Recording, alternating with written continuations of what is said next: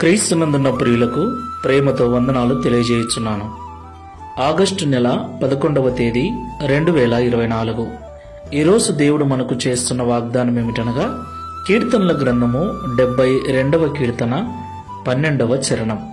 దరిద్రులు మొరపెట్టగా అతడు వారిని విడిపించును, దీనులను నిరాధారులను అతడు విడిపించును. ఆమేన్. నా ప్రియమైన సహోదరి సహోదరులారా, మనం ఆరాధించేటువంటి దేవుడు ప్రేమ కనికరములు గలవాడు.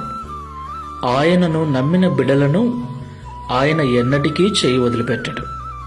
ఈ లోకంలో ఎవరైతే దేవునికి నిత్యము ప్రార్థనలు చేస్తూ తమ యొక్క స్థితిగతులను బట్టి ఎవరైతే దేవునికి నిత్యము ప్రార్థన చేస్తూ ఉంటారో దేవుడు ఖచ్చితంగా వారి మొరను విని వారి పరిస్థితి నుంచి వారిని విడిపిస్తాడు. దేవుడు దీనుల ప్రార్థన, దరిద్రుల ప్రార్థన, నిరాధారుల ప్రార్థన మొదట వింటాడు. వారికి దేవుడు ఎప్పుడు తోడుగా ఉంటాడు. దేవునికి మహిమ కలుగును గాక. ఈ మాటలు వింటున్న ప్రియ సహోదరి సహోదరుడా, ఎవరూ లేరని, ఎవరూ పట్టించుకోలేదని, స్థితి సరిగ్గా లేదని, అన్ని విధాలుగా ఇబ్బందులు పడుతున్నానని బాధపడకు.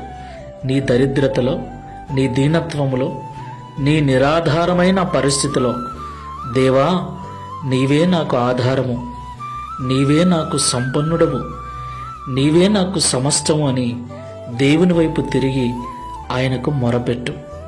నిశ్చయముగా ఆయన నీ మొర అంగీకరించి నీ స్థితిని మార్చి నీకు ఆధారమై నిలుస్తాడు. ప్రార్థన చేసుకుందాం. ప్రేమ స్వరూపుడమైన తండ్రి, పరిశుద్ధుడైన ప్రభువా, మీకు స్తోత్రాలు.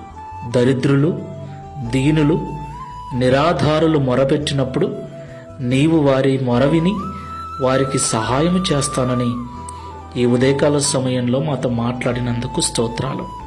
ఈ ప్రార్థనలో ఏకీభవిస్తున్న వారిలో అలాంటి పరిస్థితిలో ఎవరైనా ఉన్నట్లయితే ఇక ఈ లోకంలో దేవుడే నాకు దిక్కు, ఆయనే నాకు సహాయకుడు, ఆయన తప్ప నా స్థితిని ఎవరూ మార్చలేరని నీ వైపు ఆశతో ఎదురు చూస్తున్నారో వారి యందు దయ ఉంచి కనికరించి వారి ప్రార్థన విజ్ఞాపనలు విని వారి యొక్క మొర ఆలకించి వారికి ఆధారమై ఈ దిన వాగ్దానమును మా అందరి జీవితంలో నెరవేర్చి మీ నామమును మహిమపరుచుకునమని యేసుక్రీస్తు వారి శ్రేష్టమైన నామములో ప్రార్థించి వేడుకుంటున్నాము తండ్రి.